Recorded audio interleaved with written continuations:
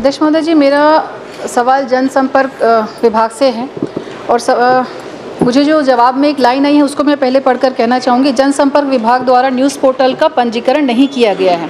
प्रचार प्रसार की सुविधा की दृष्टि से न्यूज़ पोर्टल का इनपैनलमेंट किया गया है। तो महोदय जी, पहला ये सवाल मेरा यही है कि जो पंजीकृत अगर नहीं किया गया है तो इसको इनपैनल करने के लिए क्या मापदंड इसके तय किए गए हैं जनसंपर्क विभाग के द्वारा?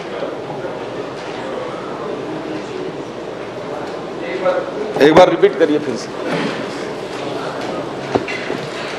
सवाल के जवाब में आया है, जनसंपर्क विभाग द्वारा न्यूज़ पोर्टल का पंजीकरण नहीं किया जाता, प्रचार प्रसार की सुविधा की दृष्टि से न्यूज़ पोर्टल का इनपैनलमेंट किया जाता है, तो इसका इनपैनल करने का क्राइटेरिया क्या है?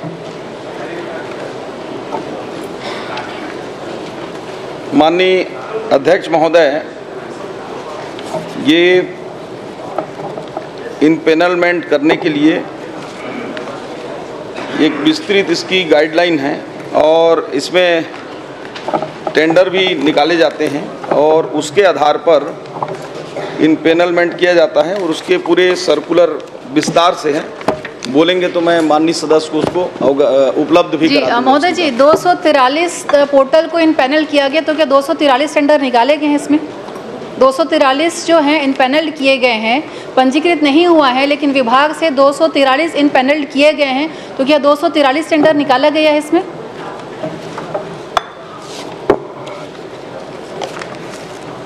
माननीय अध्यक्ष महोदय, ये उत्तर में परिशिष्ट में इनमें उपलब्ध भी है। ये 243 जो हैं वो टेंडर के माध्यम से सभी को निकाले गए हैं, लेकिन कुछ ऐसे पत्रिकाएं या स्थानीय अखबार होते हैं जिनको उनके रेट के आधार पर विज्ञापन उपलब्ध कराया जाता है। क्या मापदंड है? अगर किसी को विज्ञापन हम दे रहे हैं उसका मापदंड क्या है वो बता दीजिए।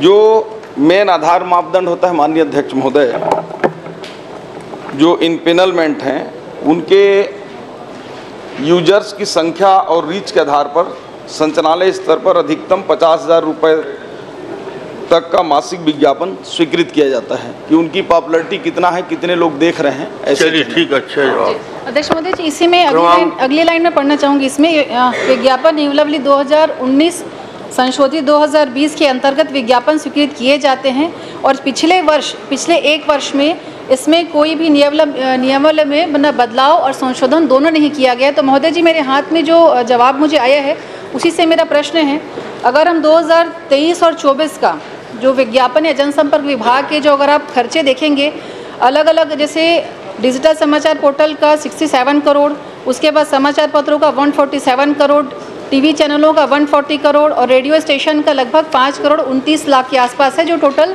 360 करोड़ का 23 और 24 का इसका जो मुझे डिटेल दिया गया ये है।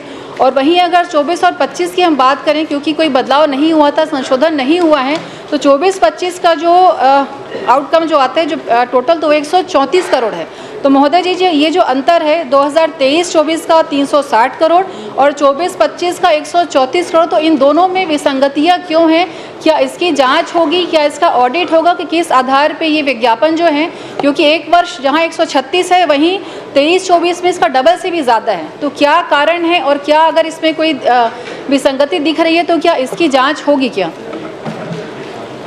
माननीय अध्यक्ष महोदय, ये जो व्यय की आंकड़ा है ये अभी वर्ष पूरे नहीं हुए हैं, ये जनवरी तक का है, अभी फरवरी और मार्च का भी आना शेष है। तो निश्चित रूप से इस वर्ष में भी उसमें विज्ञापन में जब 10 महीनों में उसका आधा भी खर्चा नहीं हुआ तो अगले 2 महीनों में कैसे संभव है कि वो आंकड़ा आप टच कर जाएंगे? 360 करोड़ मतलब लगभग आप 134-140 करोड़ फिर से अगले 2 महीने में संभव नहीं है। और ये जो 23-24 का महोदय जी, जो 23-24 का मैं बताना चाहूँगी, ये पुरानी जो सरकार थी उनका मुझे लग रहा है, मैं एकदम कंफर्म नहीं इसलिए मैं नहीं बोलूँगी, लेकिन हम जो अंदाज लगा रहे हैं वो उसी 23 और 24 के आंकड़े जो कांग्रेस के कार्यकाल के थे शायद तभी के हैं। तो क्या इस पर जाँच होगी क्या?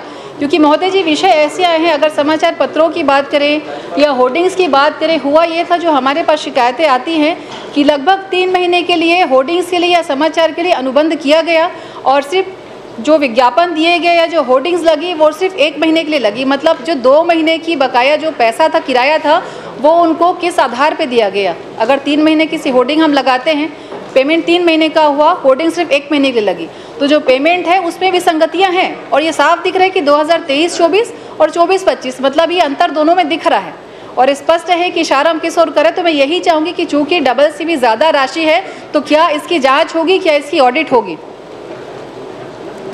माननीय अध्यक्ष महोदय, माननीय सदस्य ने बहुत ही जिनाइन प्रश्न उठाया है। ये पिछले 1 साल में जो खर्च हुआ है पिछले 10 महीने में उसका लगभग आधा या 55% के आसपास है, लेकिन सिर्फ आंकड़ा के आधार पर। सिर्फ 1 मिनट शेष है, क्या जांच होगी क्या, ये आप बता दीजिए।